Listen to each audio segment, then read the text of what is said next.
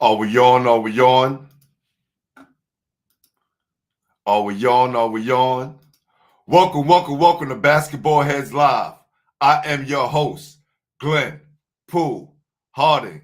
And oh boy, we have a very special guest. This basketball head is a staple on the New York City basketball scene as one of the best street ball announcers. If you are a New York basketball player good enough to compete in the city's legendary street ball games, chances are you know my next guest.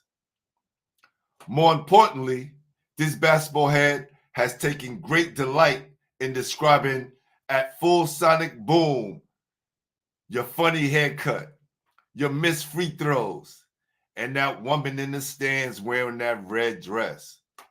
Hey, Ma. How you doing?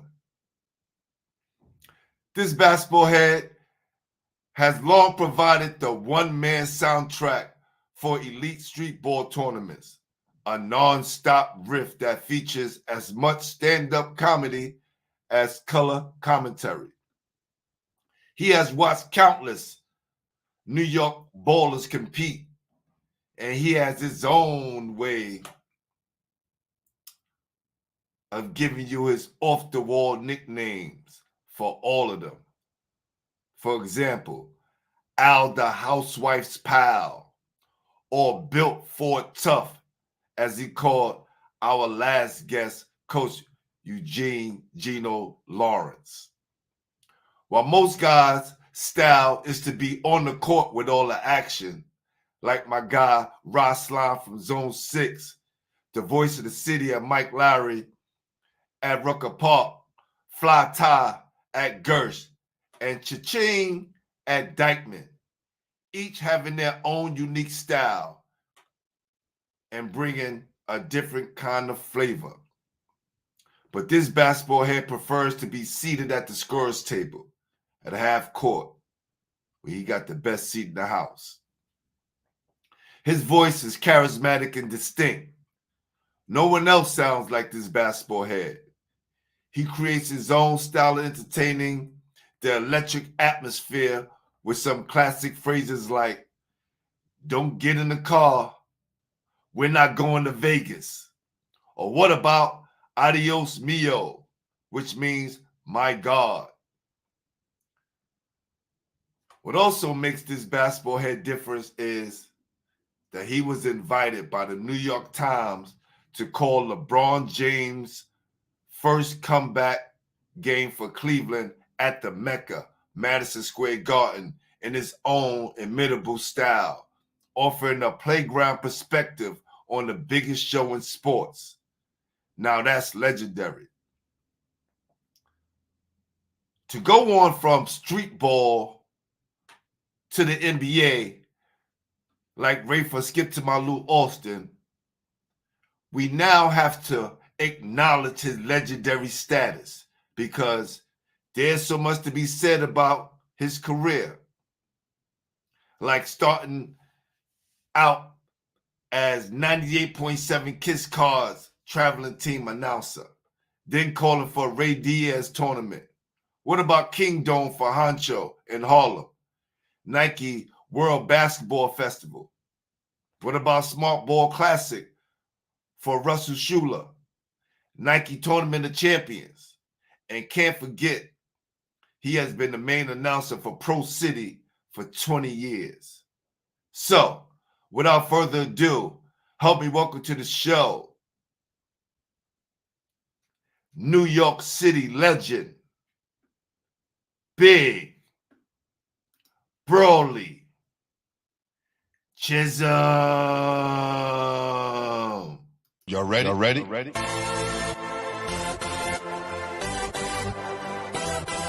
Yes. You have just stepped into the world of chaos. Where everybody goes hard. Come on. Go hard. Go hard. Go hard. Go hard. Go hard. Or go home. Never back down. You gotta hold your own. Go hard.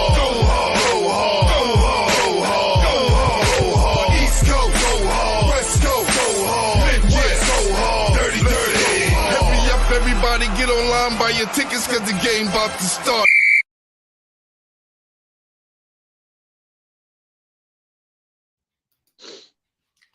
My brother, how you doing? I'm here, man. I'm here for you, man. We finally got this thing going on, man. What's going on? What's happening? Oh man, I'm blessed and highly favored. And like you said, man, when you're trying to do things that's in a positive light, The enemy sometimes, but nothing can get in the way with what you're doing. Nothing can get in the way with the things I've accomplished, and you're going to keep on accomplishing great things. All of the tech problems, or we're going to get through this. And as soon as you start asking me questions, I can just give you an idea of how things was working while I was in this basketball world announcing basketball, brother. Now, I'm going to jump right into this, man. Who introduced you to the game? Well, I played for Riverside Church, man. When I was growing up, like in the late 70s, early 80s, it was Riverside Gaucho. So I started playing ball hard in the late 70s, around 1977. I started with Central Baptist Church. So I was playing with Central Baptist Church, and there was a few guys over there, but we were losing. So even though I liked the competition, I was playing in the GOAT tournament against Kevin Williams, Johnny Pruitt, Mike Daniels, Drafton Davis that went to Maris. A lot of these guys was very, very good.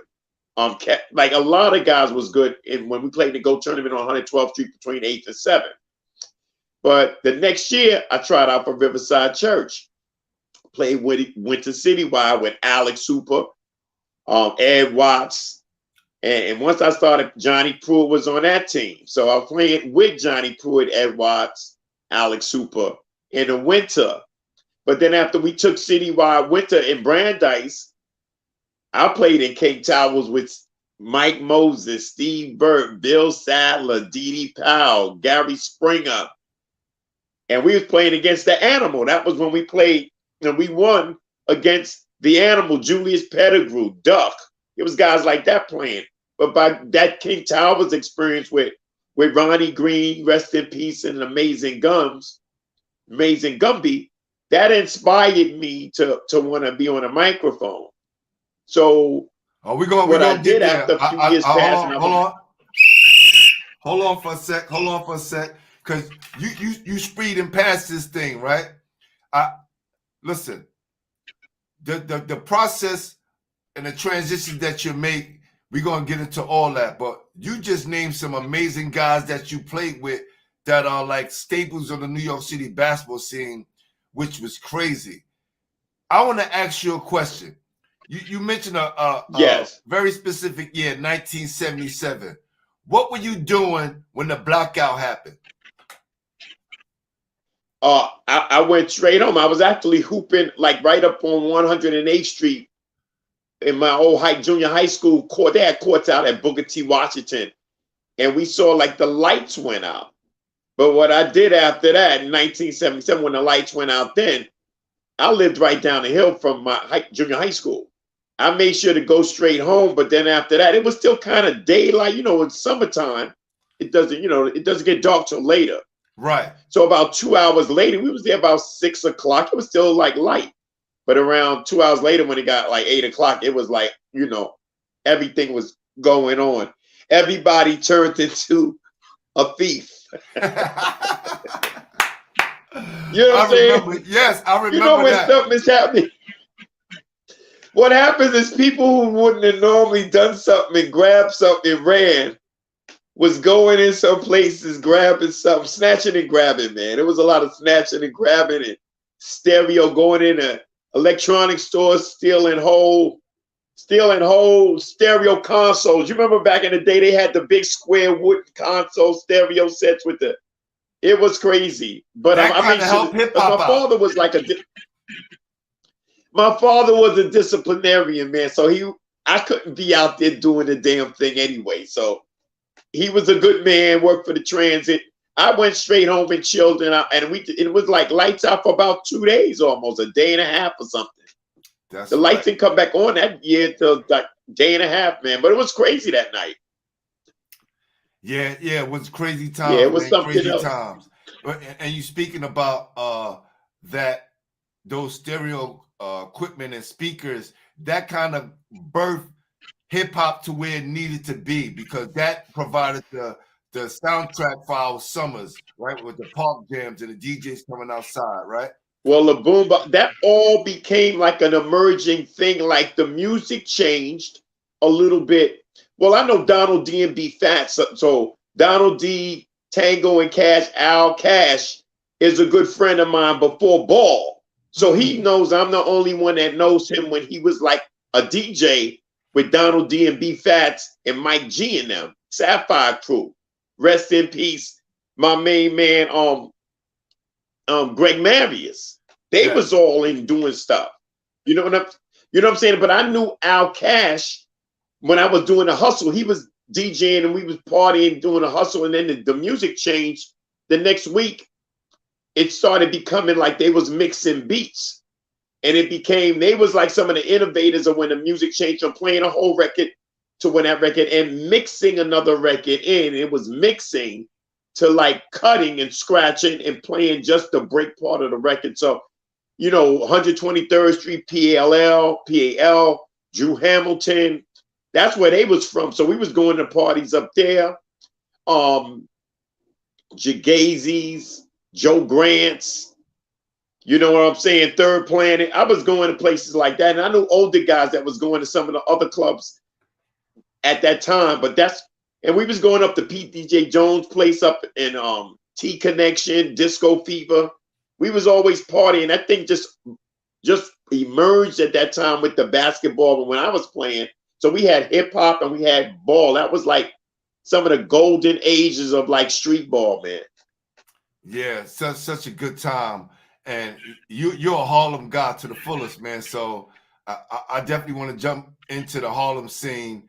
Who was one of your favorite players growing up? Like, who did you idolize besides the guys who played in the NBA? Who was the guy in the neighborhood that everyone wanted to be like? Well, one of my favorite players is Moto Carlton Green. I watched them playing. Those were the guys I grew up looking at playing. Alan Lorick, Abjack. Those were the guys. My man Rodrigo Blake, he lived in my block, played for Brandeis. He was a very good ball player. And he played for Hunter College at the time. And I used to watch him. He used to have the key to the gym, and he was the one who mentored me and trained me. When he would work out, he would bring me to the gym and play one-on-one full court with him against him. So you had to dribble and play D full court. And that's how I got good at playing ball during that time. But I mean, those was the people I watched. Back then you have Pee Wee. He would take me up to the Rucker. That's when I started seeing Joe Hammond and Pee Wee and them up there. Joe Bostic was a good guy back in the day. Nobody don't even remember that dude. Charlie Scott and them was playing. So, it was crazy up there at the Rucker Park at that time, when Each One Teach One was doing the pro-am with Julius and them. But I got to see Pee Wee Kirkland, Joe Hammond. I got to see that guy Joe Bostic was good. Arnold Duggar was crazy. He had the crazy handle back in the day. He got drafted by Philly. He didn't stick, but he went to St. Joe's, I think. He went to St. Joseph's, but he was like from down in the Philly area, South Jersey area. But Arnold Duggar was like awesome. Those were the guys I watched like playing when I was growing up, and I wanted to emulate what their style was. Yeah, I was fortunate to have Moto on the show as well as Charlie Scott. So maybe I'll send you those episodes once we get finished here. You can check them out. Very classic. Yeah, Joe knows me. Joe knows me. He's real good. I admire him dearly in the journeys that we took from these areas that we came from, because what happens is we was always subjected to other things that would entice us to like not just stay on our path. So for even those people, the lessons that we learned from how being really great and then being enticed, those are things that help us be able to continue on to what we got to do. Even now for me, just seeing how people had to endure intense the streets was at that time, to still be having a goal to do something different than being in the street was like definitely like difficult. Yeah, it was a hard time, man, in New York City, especially back then. Very, very difficult. And listen, if you escaped the streets when you were younger, you know, basketball, music, or the army was the kind of the only way out because we was very limited to our opportunities back then. But fortunately, you know, we was able to grow up. Some of us had children, grandchildren, made sure that they stayed on the right path, man. So salute to everybody out there who grew up in New York during those rough 70s and 80s, man. Definitely a difficult Had time. good parents, man, had good moms. But I think everybody's intent coming up during those times was that's what sports was about, like the Hank Aarons and the Willie Mazes and the Lou Brocks and people that was coming up. Sports was a vehicle that was going to propel them out of the despair and like the struggle of being in these downtrodden environments, man. That's what always is, I think, inspired a lot of people that was into any kind of sport back when I was growing up, man. You know, now everything is brand because a person can put their own highlights together and look like they're really good. But, you know, back then to be good or considered good, it was no social media or anything. You had to always, when you perform and be great. So that's how your legend became a legend, because anytime a person saw you performing in any sport you did, you was doing some phenomenal things. So.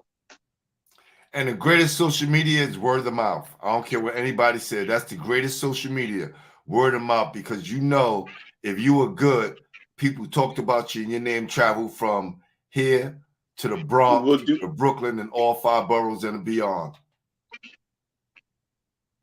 But do you know how hard it was to like actually become legendary at that time, when the only way people would know that you was like legendary is hearing about your exploits, like hearing about the things. That's what would make you come the next time that person was performing somewhere. They say, well, he has another game or she has another game next week. You should come to that game because last time he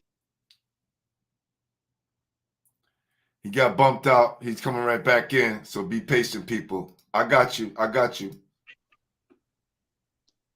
Yeah, we here. Just keep throwing them questions at us. You know, just keep throwing the questions at me, so it'll just go through anyway. We'll get through anything that's going on with the tech issue. Don't worry about it, people. We dropping these jewels to you. So now, you know, after your basketball days is over, right, and you had to transition into the real world, what were some of the things that you were doing with your life before you became the great announcer that you are now, and many other things? But right after I finished playing basketball, I could have still been playing in Chick All-Stars tournament and all of that stuff. But I started working right after we won King Towers with Gary and Steve and Mike Moses and all of them. I got a job with ITT. I was working computers. So I still wanted to play ball, and I had daytime hours, and I could have like played in the evening tournaments. But what happened, they changed my time. Like the Whitney and all that was in the evening on 39th Street. They changed my work hours to 4 to 12. So that means I couldn't play any like weekday basketball tournaments when they had King Towers, the Whitney, Chicks on 45th Street. It was crazy back then. I couldn't play ball anymore, but I was making like $30,000 a year in the early 80s working computers at ITT. That kind of got me out of playing ball, but I still loved the game so much. That's why I transitioned me into later, going into early 90s after I worked till 1980 to 1988 there, getting into, I modeled a little bit at the Apollo with the Apollo models. My man Clarence Treadwell, Clay Treadwell, and Peaches Egypt Brown. They was like the top models in Harlem. And Tracy Holt. I was modeling over there for a minute during Ralph Cooper Amateur Night. So those were the things I was doing until I ended up, you know, getting along with the Kiss FM Kiss cards. Oh, we're going to get there. You know, and it started around in like we're going to get there. We're going to get there. We're going to get all there. Right. Right? Because you mentioned something that I was going to get into, right? You talking about playing ball and modeling, right? And now when I was doing research on you, I see that your son played ball and did the model thing as well. You kind of passed those things down to him. At what age did you have your son, and how important was it for you to make sure he stays out of the streets and be on the path that he's on right now? Well, I was very fortunate. I was very fortunate. Like, since I loved basketball so much, and I didn't get as far as I wanted to get in basketball, that if I had any child, whether it was a girl or boy, that if I showed them how to play basketball, direct them and guide them so they can get into college. And my son ended up playing with Riverside Church. He used to go to Gaucho's Sunday run for all of the young kids, but they never ended up putting them on a team. So I liked Big Russ, Coach Dwayne, and Dwayne Mitchell. They always liked developing my son, even though they was developing him, even though they never put him on a team. But, you know, big shouts to Coach Tommy from the Gauchos, Coach Dwayne, Coach Big Russ from Big Russ Barbershop. Big shouts to them. They used to always treat him nice and let him work out. But he was so little, they would always have to cut him toward the end. And then one day, Mr. Leutsch came down to the Gauchos gym and he asked me, "What am I doing in here?" I said, my son is working out. He said, "No, he's got to come to the church next week. You can't play for the Gauchos because you played for me." So the next week I brought him there, and Bingo was coaching Super Biddies with Kenny P and Durham Player. So that was the coaching staff. So he worked out with them, and they put him down with Riverside, and then he started playing with Rob Thomas, AJ Price, Terrell Biggs, Malcolm Grant, Nick Carter, Reggie Carter's son. So he was playing with all of the best players back in the day when he played at IS8 with them. He was playing with them. He even went to Orlando with them, and he ended up to this day, right now, Bingo's at Monsignor Scanlon, and Dwayne Mitchell's the head coach there, and Rudy King is a varsity B coach. That's why I'm the announcer for Scanlon basketball, and Mercedes Dukes is the women's coach that went to St. John. She's well known in these basketball circles. So I'm a Scanlon guy now, even though I'm only doing like the small ball in the street currently. But in the winter, I'm always busy with Scanlon Athletics, Monsignor Scanlon basketball. Salute to Scanlon and the whole coaching staff on the boys and girls side.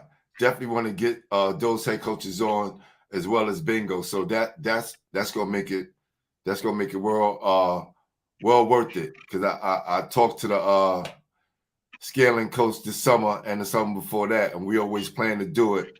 Schedules, have to coincide. So I gotta make sure I reach out to him. So salute to everybody at Scanlon. Gotta check out some good game. I announced the kid that's going to Kentucky, Boogie Flan. I announced when they played Cardinal Hayes. I announced when Carmelo Anthony's son Cayenne was still at Christ the King. I announced his freshman game when they played Scanlon. So we had some great talent comes up there to play. So it's some good players that. There you go. You need to come check that out when we have some good games against some great teams. So, and then after all that modeling stuff and the Kiss Card stuff, I was working with the famous Ray Diaz tournament near Douglas Projects. He's a basketball legend. He did Nike swoosh where it was like five, all of the 5 boroughs. He wasn't only doing Pro City. He was the director of CEO of Nike swoosh for years. Wow. A lot of people don't know that. A lot of people don't know that Ray Diaz is a basketball legend that didn't get his just desserts coming out of here, because everybody played in the Ray Diaz tournament back in the day. That was before Nike hired him. That's how I got into the Nike thing. They gave Ray Nike Pro City. He was in charge of it for the 20 years I was there. That's why I was there. But we had great management, Jerry Erasmi, Kevin O'Connell. But when I really started making a lot of great strides there was because of Paul Rivera, that be on the shop. He was our boss. Got you. Paul got there. It was game over, because he was letting me get all the all that night World Basketball Festival, night Tournament of Champions, and Will Perkins, Bill Perkins' son was in with Paul. They was giving us all of the extra work, because after Pro City would be over, they would do Tournament of Champions. And after that, that's when they started giving me work. Paul and them was saying, we like Brawley, we want to give him extra work. And that's how I started getting really real known as far as, announcing basketball. Because, right, the basketball, like MC thing, it was like Shark Tank at that time, man. You had to make your bones. You had to really be good, because everybody was good at that time. Duke Tango, Al Cass, Joe Poe, Booby Smooth, the Politician. Harlem. That's my guy, because we did Kingdom together when Dame Dash was with Huncho. So, I mean, I was working the tournaments when it was intense crowds. They'll boo you out of the arena if you're not good. No, I definitely get it, man. So and this is why we wanted to make sure that when I finish introducing you, I introduce you as a New York City legend. And also, you work with some amazing, legendary people on the New York City basketball scene, and hopefully you could be my plug to make sure we get them on the show and give them their flowers that they deserve. Exactly. All of those guys have been great. I have great working relationships with everybody that I mentioned. All of those guys are good in their own right. And I always told people, it's enough pie for everybody to have a piece of the pie. That's what I always tell my brothers, that in this business, I don't care who's number one. I just want to be a person who's mastering my craft and being good at what I do. Just recently, I did public address for Manhattan Jasper women's basketball about 3 weeks ago. So that's Division I. So I'm not only in the street with what I do, I'm dealing with like public address in high schools, games that count during the regular season and in college. So I'm thankful and humble that, God gave me those types of tools in order to express myself on all different type of realms, all different areas. When did you fall in love with the craft? I was loving basketball from since like when I was young. When I was talking about the announcing part of it. Really right after I stopped playing ball, and then I couldn't play ball no more. I said, if I ever got a chance to be an announcer and announce basketball, I would try. And then what happened, the reason I got on the KISS cards was because there was a dude named Marcus Young from Amsterdam Action Association. And he would always have the sure shots and the KISS cards come to generate funds for Amsterdam Action Association. So we did the sure shot basketball. Vaughn Harper, rest in peace, he would come down and he would be coaching their team. But then when the KISS cards came, they was going to do something. And he said, we got our own announcer. And I did the game so well, a lady named Lourdes Melendez, she was like the coordinator for the KISS card basketball team. After we did that game, she came to me and said, would you like to be our announcer? That's when it really just propelled me into every week. That was rest in peace, Al Efa Jr., Al the Housewife's pal, Doogie, Dennis Britton. It was guys like that on the KISS card basketball team. My man Trevor, I was calling this guy Robo Man, like RoboCop, but with a basketball. Guy was jumping, running around, dunking over the plane above the rim. But Doogie was down. We was traveling all over the tri-state area. And I was their announcer. And that's how it all started. And then when I finished there, that's when Ray had me in Douglas with the Ray Diaz tournament. And then we was there for about 4 years. And then from there, that's when Nike hired him. And then he brought me to Nike Pro City. That's when we did 20 years at Nike Pro City. Wow. Then also in the time later, we're going to touch on later that. on, that's when I got on King. We're going to touch on that. Let me let you. Yeah, because you moving through it real quick, right? We want to give people enough time to kind of soak up everything that you said, because they're processing everything as you talk about it, and we want to make sure that they kind of get the gist of everything that you did. Right? Got you. I appreciate that, though. No doubt. I was fortunate to have Al Efa Jr. on the show. May he rest in peace. great man. You know what I'm saying? So that coached a lot of good kids, meaning he did. he coached my son. Al was on the coaching staff when my son played at ISA. So Al coached my son as well. That's what I'm saying. Me and my son being in his basketball community, he did amazing things. He's playing with the Harlem Globetrotters now. He's on television every Saturday, 11 a.m. Play It Forward. Harlem Globetrotters got their own TV show. He modeled for Jordan Brand, the Tatum sneaker online, their online site. He did that. He's modeled for Lionel Messi.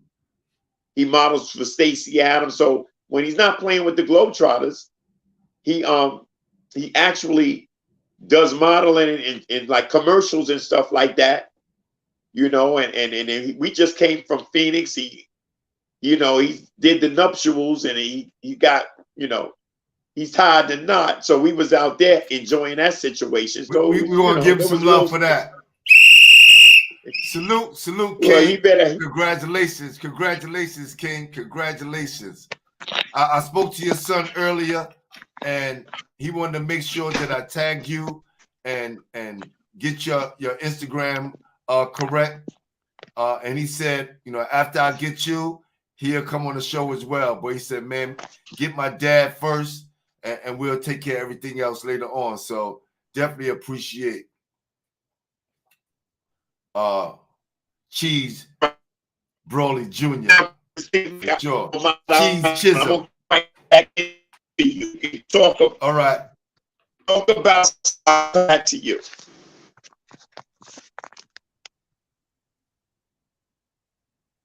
You good? Turn your phone around.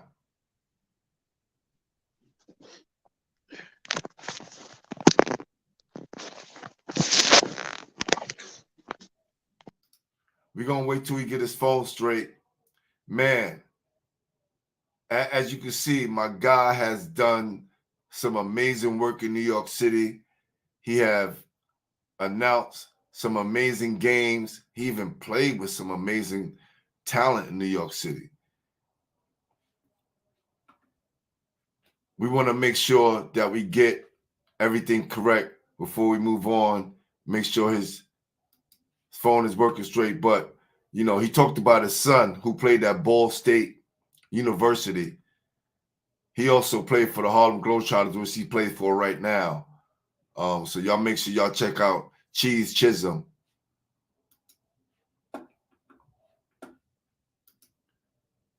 I'm waiting for you, Brawley. I'm still here, brother. And speaking on that, got my guy Gino Lawrence in the background, who he called Forward Tough. Those people that's on Instagram, come over to YouTube. Come over to YouTube where you can check out our guest, Big Brawley Chisholm, New York City legend, legendary announcer. He was talking about announcing for the 98.7 KISS cars. For those of you that don't realize,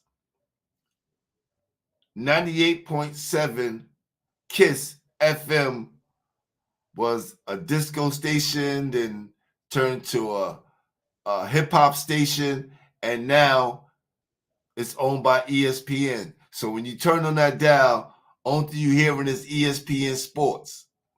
But back when we were growing up, it was a full-fledged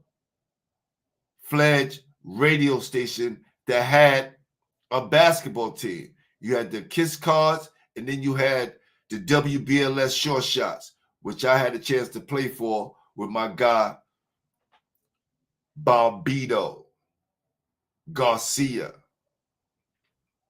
So some wonderful experiences in New York City and legendary moments. You just had to be there.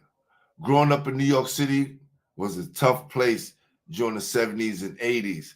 Tough time. You had to make sure that you were focused, that you wasn't in the streets, because it was easy to get caught up in the streets, just like it is now. The only thing that's changed is that kids today have almost everything that adults have except responsibilities. Kids got the flat screen TVs in their room. They have phones, 5 to 10 pairs of sneakers. When we was growing up, one TV in the household. The only phone was the house phone in the house, and you had to share it with everybody in the house. So you couldn't stay on the phone for long periods of time, especially if you didn't have call waiting. Right? You had call waiting, you could get on the phone, and then you could pass it on to your mother, your brothers and sisters. But we didn't have much. My guy Brawley's back in the room. What's up, Brawley? Yeah, man. We dealing with science and technology, brother. So we apologize to the public for Nah, it's all good, brother. that little. We're gonna keep this rolling. We're gonna keep this rolling. So I was explaining to everyone how. Just speak up. I can't hear you. I was explaining to everyone how 98.7 KISS was a radio station that played music. Now, if they tune into 98.7 KISS or 98.7, they're going to hear ESPN. Times has changed a lot in these years. Hold on, man. I got to put you on that Bluetooth, man, because I can't hear you. Got you. We're here.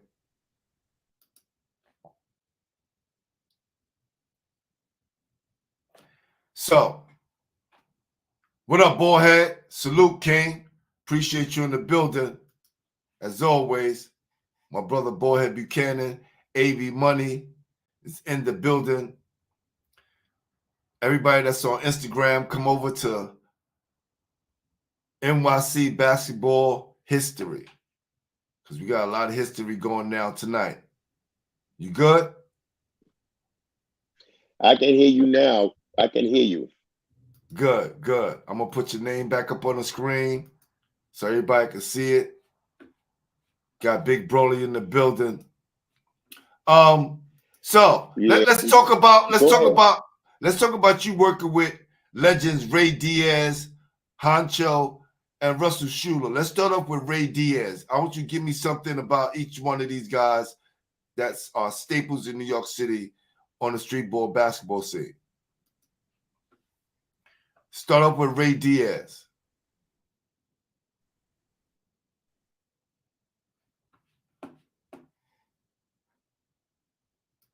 We're having some technical difficulties right now. Things like this happen when you're dealing in the matrix. It's crazy out here. Technology. Today,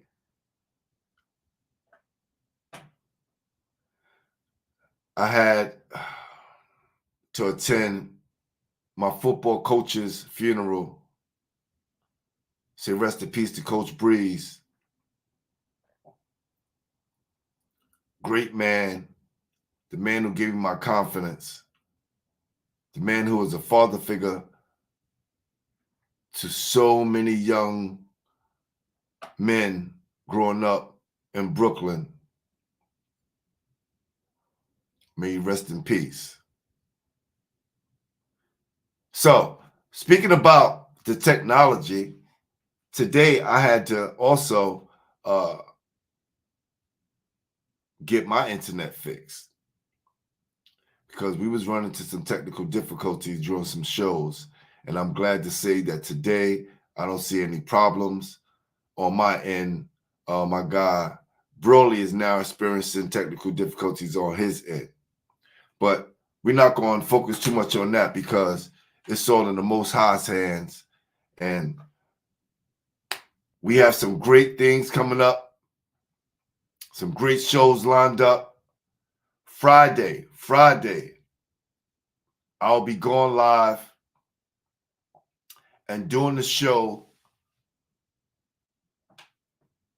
on one of the greatest songs in hip hop that I had a chance to be a part of.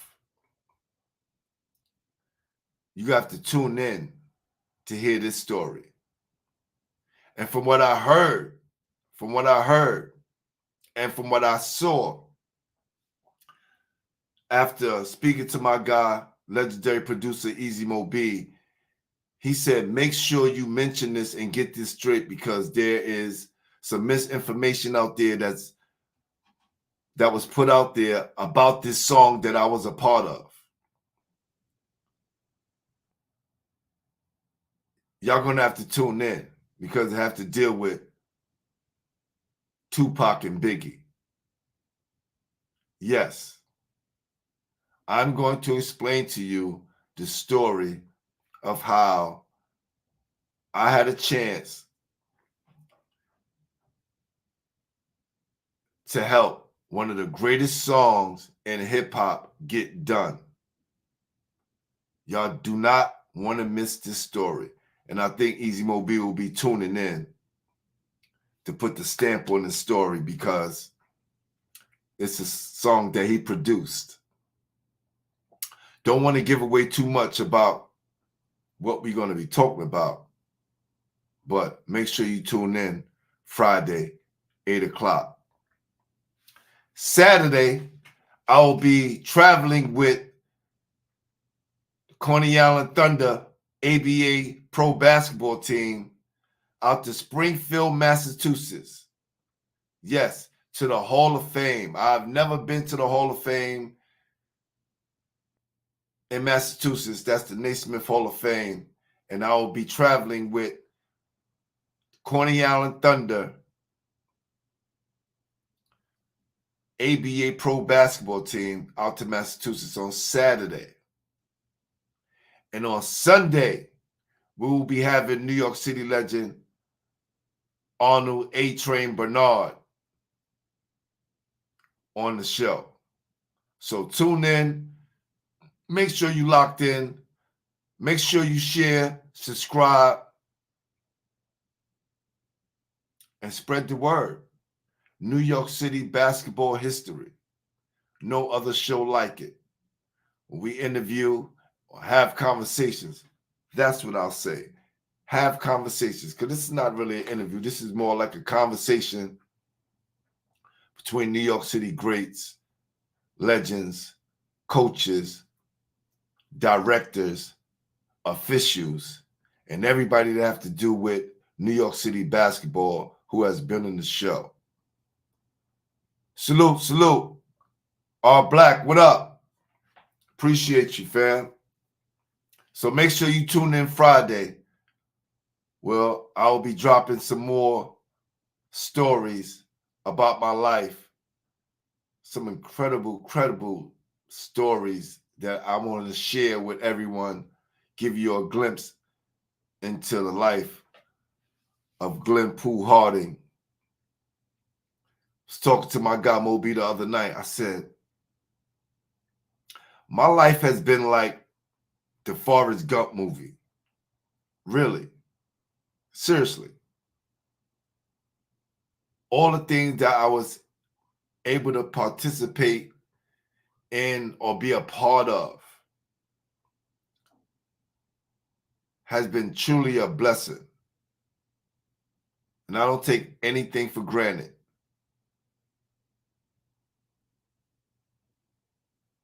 My life could have took another turn in life.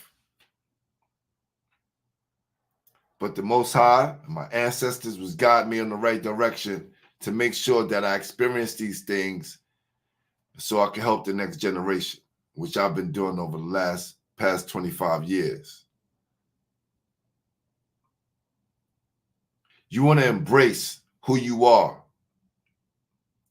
You want to embrace the good, the bad, and the ugly, because it only shapes who you are. There's so many guys and girls and just people in general who have traveled on different paths. And since we talking basketball, we talking basketball.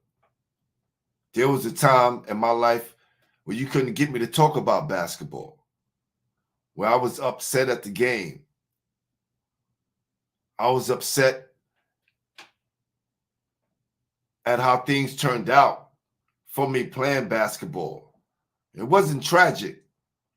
It just wasn't what I had hoped for. And a lot of times when we hope for things and we think about where we could have been, that can only bring more misery and more pain and more suffering. But if you accept those shortcomings and you make sure that it doesn't happen in other parts of your life, you can open up a door to greater things. I was able to do that. And so many opportunities have come across my way.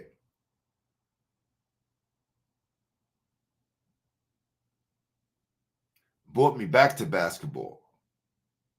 Brought me back to loving the game and to be of service of others.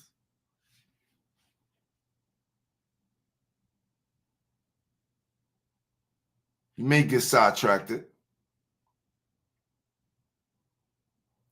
but if you stay focused and understand that life comes with both joy and pain, suffering and happiness, just have to embrace it all. And hopefully, it'll open another door to greatness. Today, we laid a great man to rest.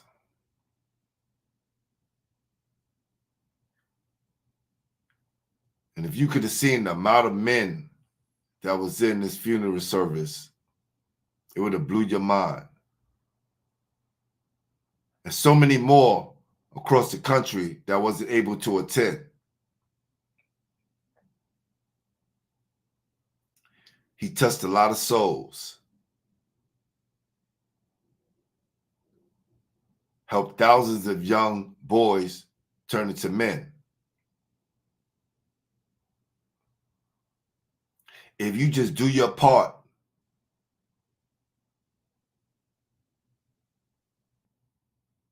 everything else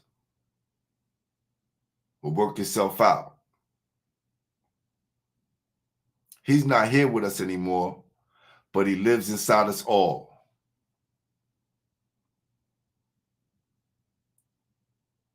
So on Friday, I'll be taking time out before the show and dedicating the show to Coach Breeze. Salute to his whole family. Salute to all the guys and women and people who came out today who I haven't seen since I was a kid.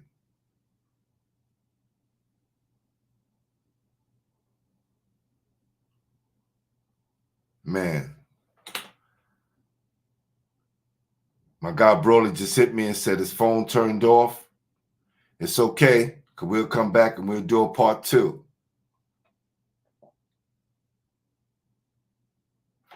So he wants me to call him right now. So I'm going to do that while we're on air. So you guys don't think that he abandoned you guys.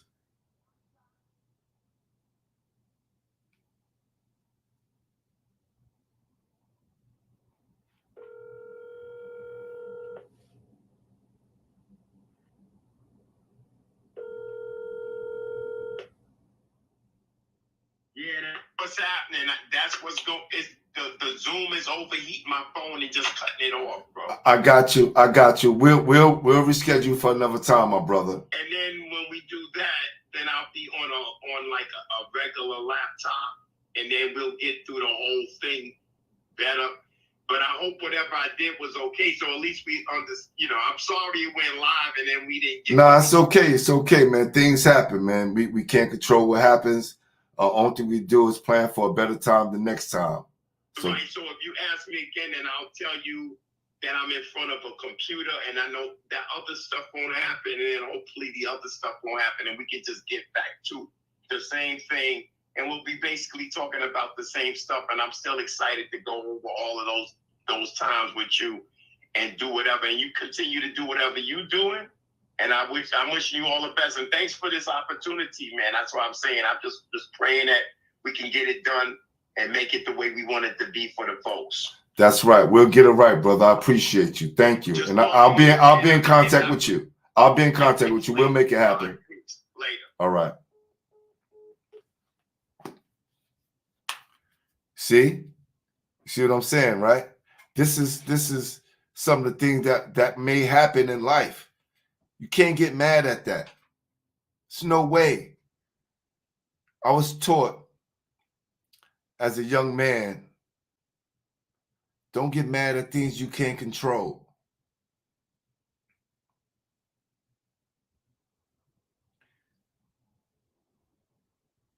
Every show, I try to bring you the best content. I don't just go after the people who have, the so-called big names or superstars. That's okay. We have those up here. I've touched on those. And we'll continue to get the rest. But like I told you before, life comes with different obstacles. It's a lot of hurdles you got to jump over. In this podcast world, you already know Murphy's Law. Whatever could go wrong will go wrong. You just got to be strong enough to accept what happens. This episode will be continued at a different date. I'm about to sign off. I am your host, Glenn Pooh Harding, and you've been watching Basketball Heads Live, the podcast on NYC Basketball History. And you already know, we are the official home for New York City basketball. Like we always do around this time. Peace.